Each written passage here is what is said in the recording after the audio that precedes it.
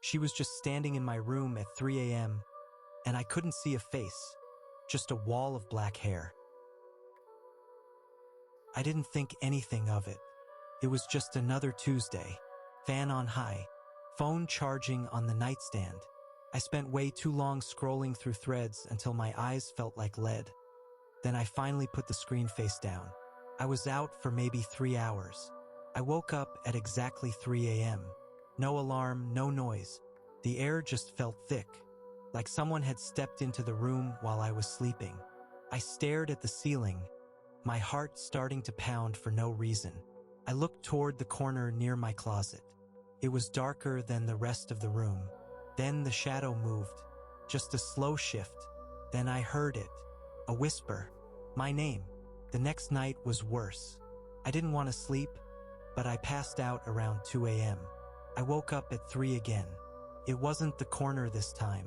The mattress dipped at the foot of the bed, like someone had just sat down right where my feet were. I didn't move. I didn't even breathe. I just stared at the wall, my heart hammering against my ribs. I could hear the soft, wet sound, breathing, but it wasn't mine. It was shallow, ragged. A few nights later, I felt something else. A light pressure on my ankle, just for a second, like fingers pressing against the blanket. Kicked out, but there was nothing there, just the dark. My phone screen flickered on by itself. 3 a.m. Static came out of the speakers even though no apps were open. I tried to record the sound once. When I played it back, there were whispers, dozens of them, all saying my name at different speeds. Some were deep, some were high-pitched. It sounded like they were practicing how to say it. I saw her more often now, or parts of her, just a mass of black hair hanging in the shadows. No face, just strands moving in air that should have been still. Every time I blinked, she seemed an inch closer to my face. I closed my eyes tight, praying for the sun. Then I'd open them, and the room would be empty. She'd just be gone. But the mirrors are what really mess with me. My reflection looks wrong. For a split second, it feels delayed. I'll turn my head, and the person in the glass stays still just a fraction of a second too long. It's enough to make my stomach turn. I've started brushing my teeth with my eyes closed. It's easier that way. I don't want to catch my own eyes looking back at me with that delay. Then there's the hair. It's everywhere. I find long, dark strands in the bathroom sink. I find them coiled on my pillow. I even found one in my coffee this morning. I live alone. I have short hair. There is no reason for these black strands to be in my apartment. I sweep the floor, and 5 minutes later, there's another one right in the middle of the hallway. One night, I finally felt it. I was lying in the dark, trying to force myself to breathe. Then something brushed across my cheek. It was soft, like hair. I didn't open my eyes. I just squeezed them shut and waited. The whispering started again, but it sounded affectionate, familiar. I wasn't safe outside anymore. I could feel that cold draft on my neck even when I was at the store. It followed me home.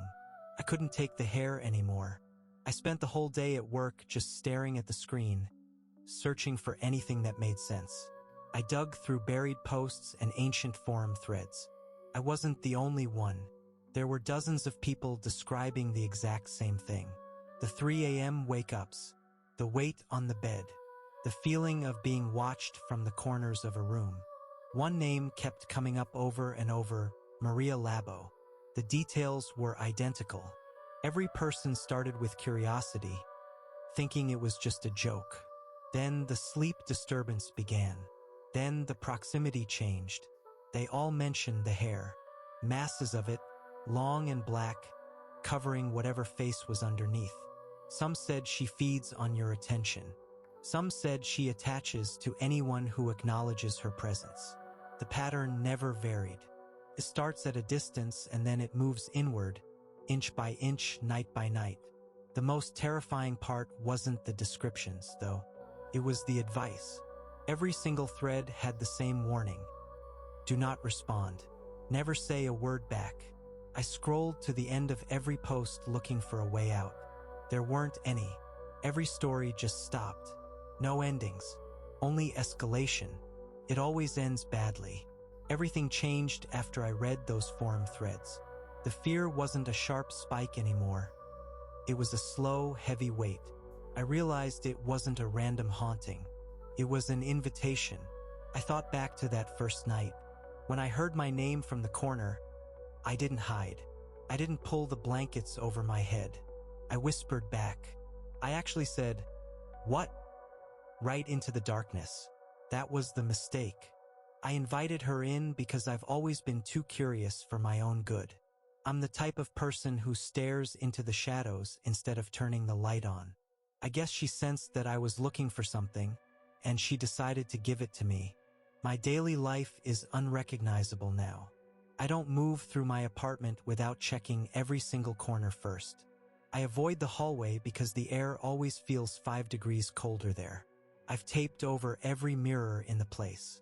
I couldn't handle the way my reflection seemed to watch me back with a split-second delay. It made my stomach turn.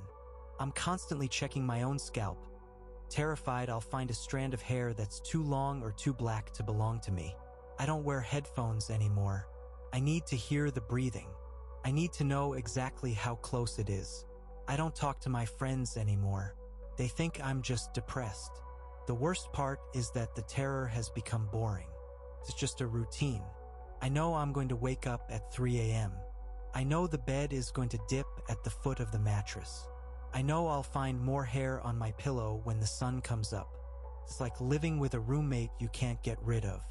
You just learn to move around them. You stop fighting the feeling of being watched. You just wait for morning so you can pretend to be a person again. This is just my life now. It's normalized. It's just how it is. It happened when I was too tired to fight it. Another 3 a.m. wake up. I didn't even look at the clock. The air was freezing.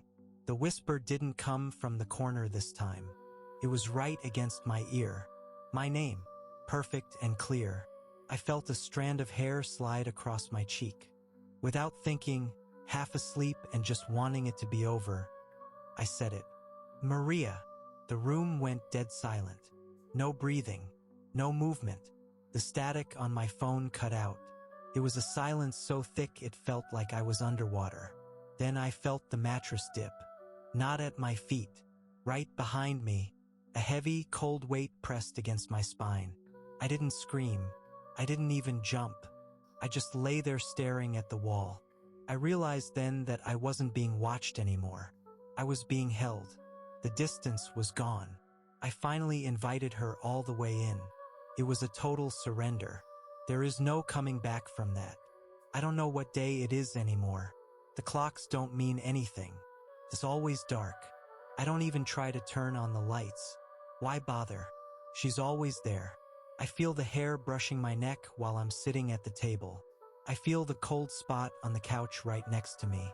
The fear is gone. It's just heavy now. It's a tired sort of familiarity.